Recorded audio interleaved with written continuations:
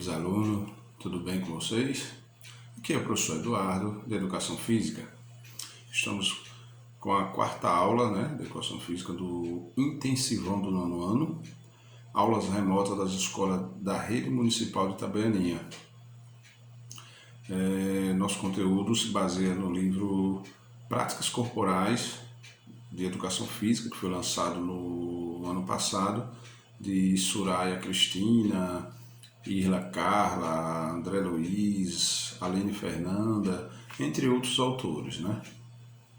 Onde da temática lutas, e o objeto conhecimento, lutas do mundo. E aí, dentro desse contexto, vamos falar um pouco também do jiu-jitsu brasileiro, judô e sumô. A palavra luta, que deriva do latim lucta, pode ser definida como um combate entre duas ou mais pessoas, com ou sem o uso de armas, por meio da aplicação de técnicas específicas definidas por regras e pelo respeito entre os sujeitos envolvidos.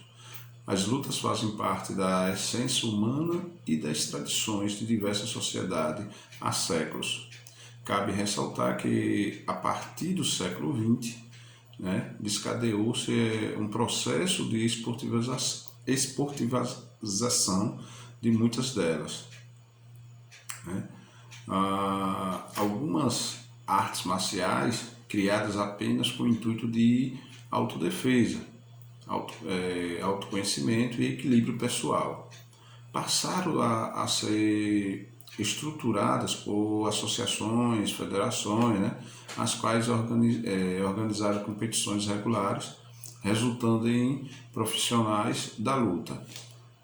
Na aula anterior, que também comentou sobre as federações, e dentro os diversos tipos de luta, há aquelas com as características de agarramento, cujo repertório de técnicas tem por objetivo dominar a guarda, projetar o seu adversário ao chão e imobilizá-lo, finalizá-lo com torções e articulações e estrangulamento.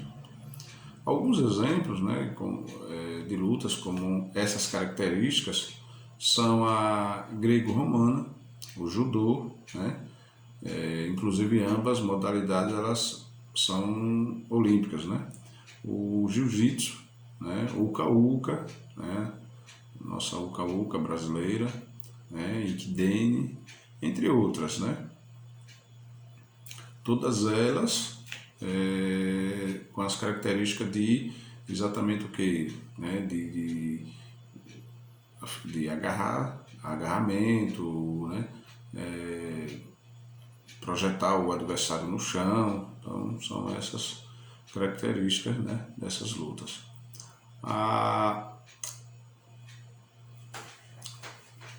Nós vamos ver agora o jiu-jitsu brasileiro.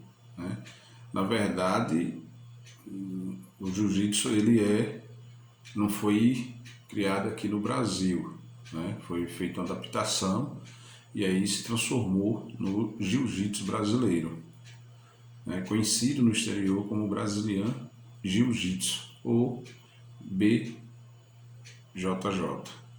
Essa arte marcial de raiz japonesa utiliza-se essencialmente de golpes de alavanca, de torções e pressões para levar o oponente ao chão e dominá-lo. Em japonês, o ju significa suavidade, brandura, já o jutsu, a arte técnica, daí o seu significado literal, arte suave.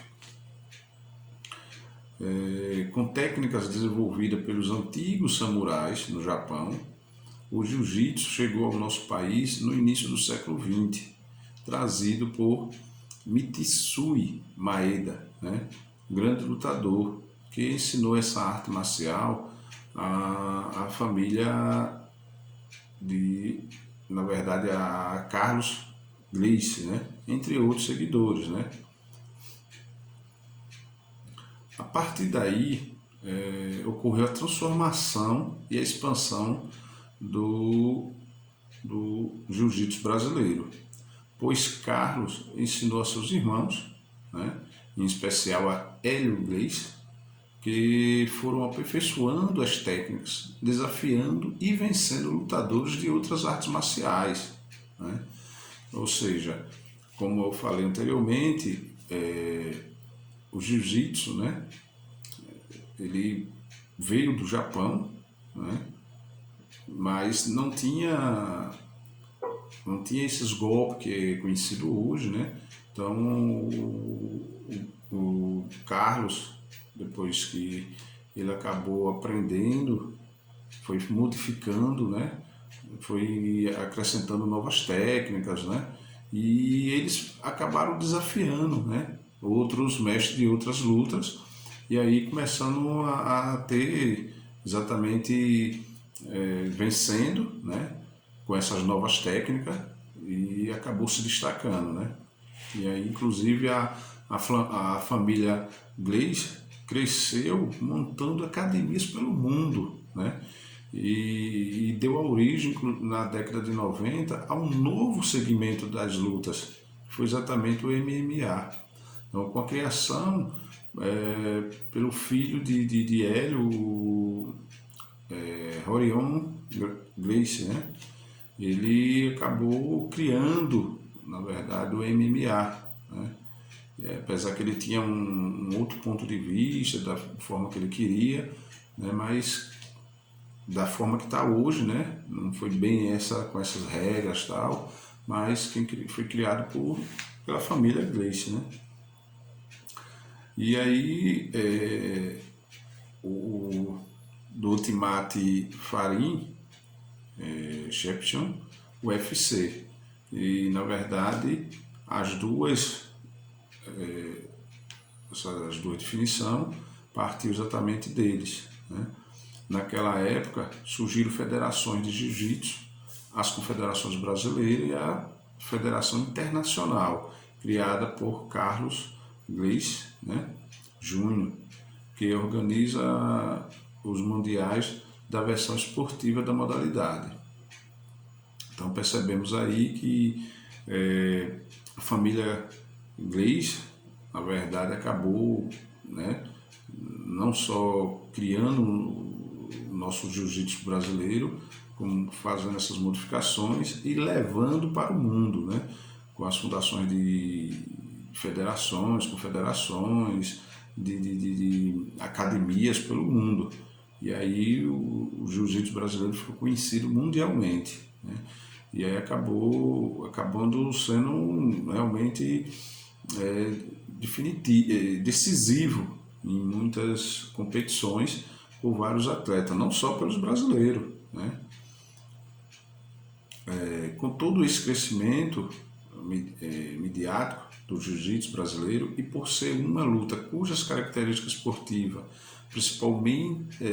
principais são de agarramento e realiza principalmente no chão, sua adaptação na pedagogia, né, da educação física escolar, não encontra grandes obstáculos. Além disso, outras lutas como o judô, o aikido, né, tem como referência do jiu-jitsu, né, também sua origem japonesa, né. Então, com essa facilidade, né, o jiu-jitsu ele acaba chegando nas escolas, apesar que ainda falta, né, um crescimento maior no nosso nível escolar, mas em boa parte das escolas né, já se pratica o jiu-jitsu. Até pela facilidade, né? É um esporte que precisa só ter um espaço, um tatame, e aí você já consegue praticá-lo, né? O judô, né? Judô, que significa o caminho suave, é derivado de uma arte muito mais antiga que o jiu-jitsu, né? Então, sendo criado por um jovem pequeno e fraco, que tinha alguns problemas com outros garotos.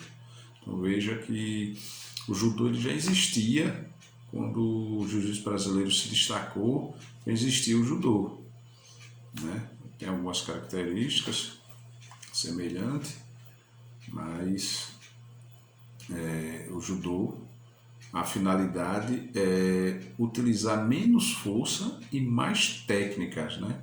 Baseada na inteligência, aplicando golpes, aproveitando as alavancas para conseguir movimentar, projetar ou derrubar, usando principalmente a força excessiva e o peso do adversário, né? Uma vez que chutes e soco, em hipótese alguma, são tolerados, né? Então, o judô é uma arte marcial que visa o quê? Integrar técnicas, né? De defesa pessoal, físico, né? A mente, o espírito, como forma de manter o equilíbrio integral dos indivíduos. Então, veja que o judô também tem uma semelhança com o jiu-jitsu pelo fato de ter a questão do agarramento, de projetar o adversário no chão, né? E lembrando, né? Em hipótese alguma, no judô tem o que? Chutes, né? Soco, não faz parte do judô, né? Existem várias graduações classificando os judocas. Esses exames são realizados para fazer a verificação da passagem de nível, né, com base em quesitos como tempo de prática, né, idade, desenvolvimento das técnicas, comportamentos das competições e da solidez de seu caráter moral, né.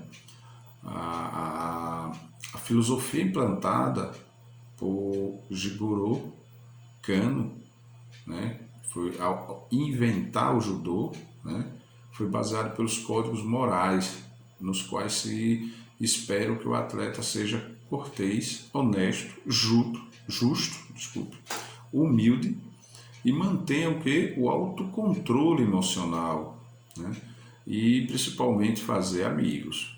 Então veja, né, dentro do baseando, né, nos códigos morais, né, olha o que o criador, né, do judô espera dos atletas, né, ser honesto, justo, né, humilde, né, e o principal, né, fazer amigos, mesmo tendo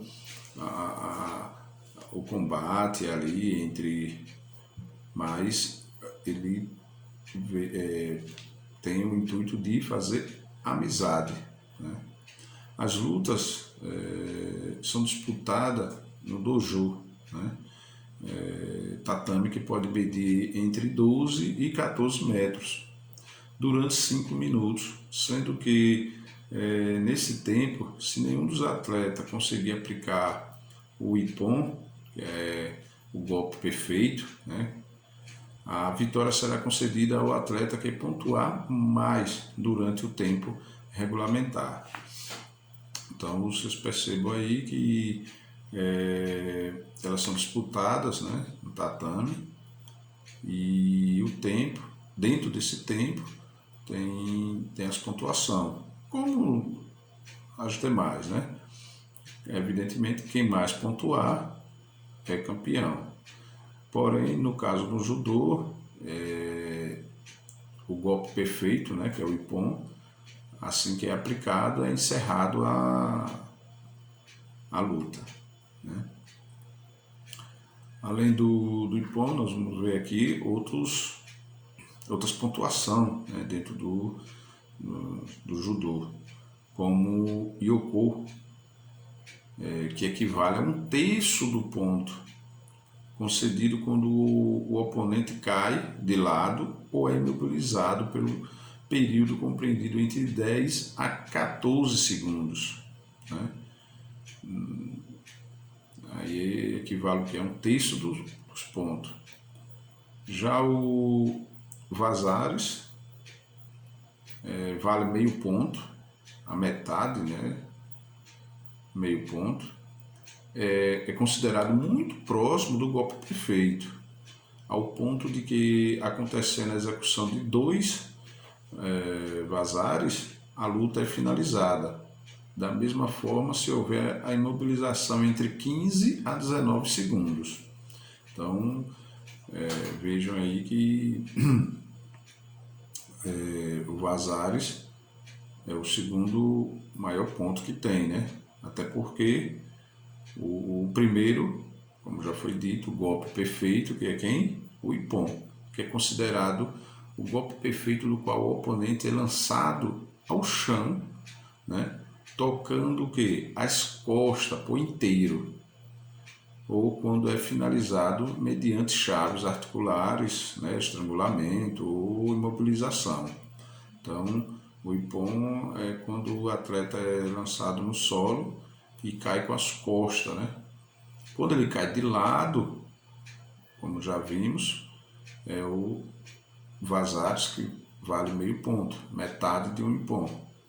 Quando o atleta cai 2 vezes de lado, equivale a 2 vazares, que chega a pontuação de um Ippon. E aí também, né, é finalizada a luta, né? Temos também o Shido, que é a pontuação inversa e acumulativas proveniente de uma punição onde o oponente é beneficiado. Aí já é por punição. É quando tem, por exemplo, o primeiro Shido equivale a uma advertência. Toma a primeira advertência, não perdeu, né? Mas no segundo Shido, equivale a um Yoko, que é 1/3 do ponto. Que inclusive às vezes o atleta perde uma competição exatamente por tomar uma punição, né? Às vezes a luta está equilibrada e aí por uma punição o atleta perde uma final olímpica, uma final mundial, perde o campeonato. Então é pontuação que vale título também. E o terceiro Shido, que equivale a um vazares, né? Que é o meio ponto. Então, só repassando, né? No caso tem o ponto maior, que é o Ippon, seguido do vazares, vale meio ponto, a metade do Ippon. O Yoko, que vale 1/3, né? E a parte da punição, Shido, que o primeiro é advertência, o segundo vale um Yoko e o terceiro vazares. O Sumo, um pouco menos conhecido até do que o Judô e o próprio Jiu-Jitsu, pelo menos para nós, né, para nós aqui na nossa região. Porém, o Sumo ele é uma luta japonesa, mas tem um grande adeptos aqui no Brasil, né? Então, segundo a história, o sumo é originário do Japão e surgiu em 660 a.C., de um confronto entre dois deuses. Hoje, as tradições são mantidas e as regras seguidas, como na gênese do esporte, os deuses continuam sendo cultuados e homenageados em troca de proteção e de boas colheitas. O sumo tem sua essência na simplicidade, sendo disputado dentro de um círculo, né, com piso de terra, medindo 4,56 metros de diâmetro, né? E perde o Hitishi, né, o lutador, que não se mantiver dentro do círculo por vontade própria ou por pressão do adversário, né? Então, o mesmo acontece se algum dos lutadores tiver contato com o solo, com qualquer parte do corpo que não seja a sola dos pés durante os 3 minutos. Então, o sumô, como percebemos aí, é praticado em um círculo, né? Os atletas dentro não podem sair nem topar com qualquer outra parte do corpo que não seja a sola do pé, né? Caiu de lado, ou topou o braço, o joelho no solo, qualquer parte do corpo topou no solo, perdeu. Está desclassificado ou perdeu a competição, né? Se estiver na final. As únicas partes do corpo que pode tocar o solo só é a sola dos pés. O tempo médio das lutas, no entanto, é de 30 segundos, devido ao elevado peso dos lutadores, uma vez que projeta o corpo sobre o adversário e o primeiro golpe é encaixado. Fica muito difícil parar a evolução do corpo e geralmente a luta é definida, né? Para ingressar, né, no esporte, que é muito concorrido, os adolescentes com idade entre 12 e 15 anos são submetidos a um rigoroso exame físico.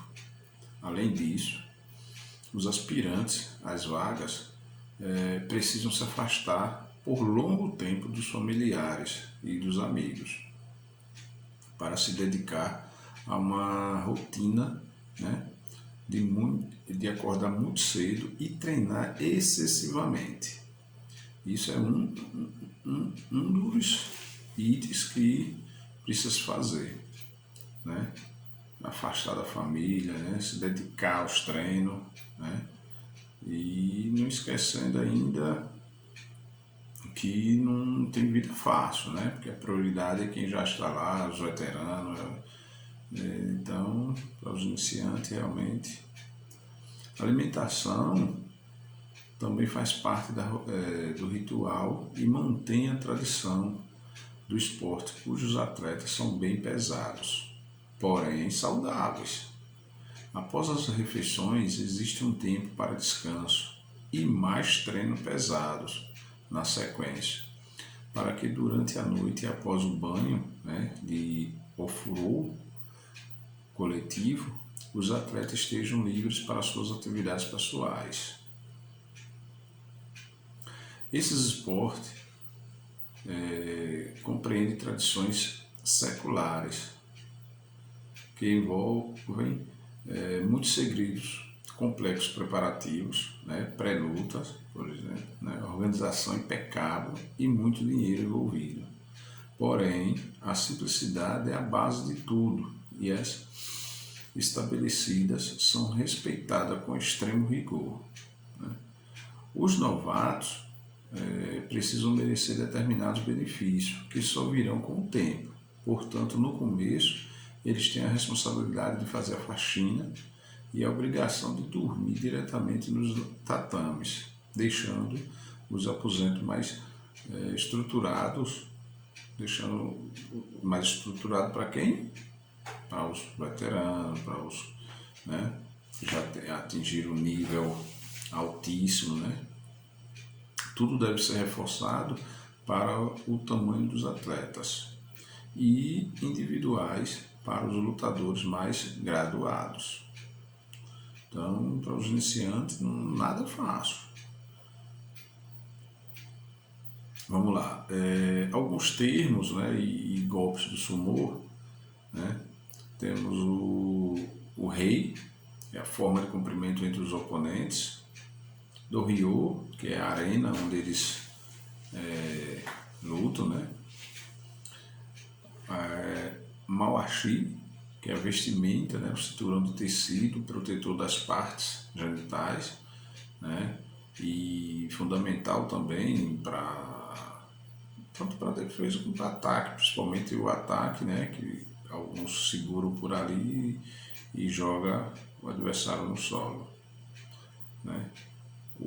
O azar, que é um dos golpes. Horai, outro golpe, né? Só que esse é com as mãos, em geral no rosto do oponente, né? Fica a tentativa de empurrar e aí fica aquela mão, não é dando tapa, né? Na verdade, o golpe é tentando acertar o rosto para desequilibrar o adversário. Né?